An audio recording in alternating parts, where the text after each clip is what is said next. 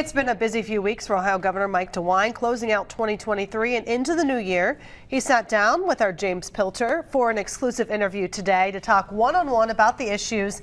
And obviously you talked to him, James, about his goals for the new year as well. Bring us up to date some major points of your conversation today. Yeah, we talked about a lot of things. We talked about the uptick in youth violence around here and around the state. We talked about the upturn in these street takeovers that we've seen in Cincinnati and around the state. And we even talked about train safety and the aftermath of East Palestine. But I think the biggest thing that we talked about was his controversial veto of House Bill 68, or the SAFE Act, which many people had said would discriminate against transgender students. In fact, he drew criticism from former President Donald Trump about that, and here I am asking him about that. What's your reaction to former President Trump calling you a stiff and saying you can't come to his rallies, he's not going to introduce you?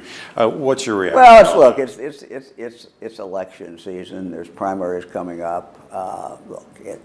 I'm used to having people criticize me, and that's part of the job.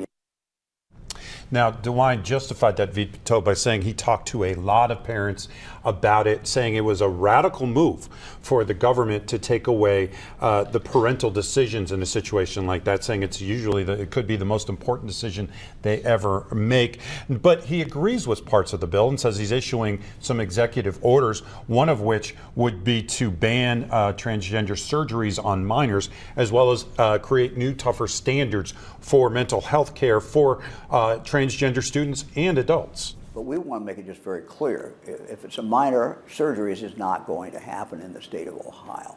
So I think we all can agree with that. Second, we want to make sure that not just the children, minors, are getting the best care, but we want to make sure that adults are as well. What about veto? Could that play into this too? Could the bill be vetoed? Actually, he did veto it, but what could happen now is the General Assembly could override that veto.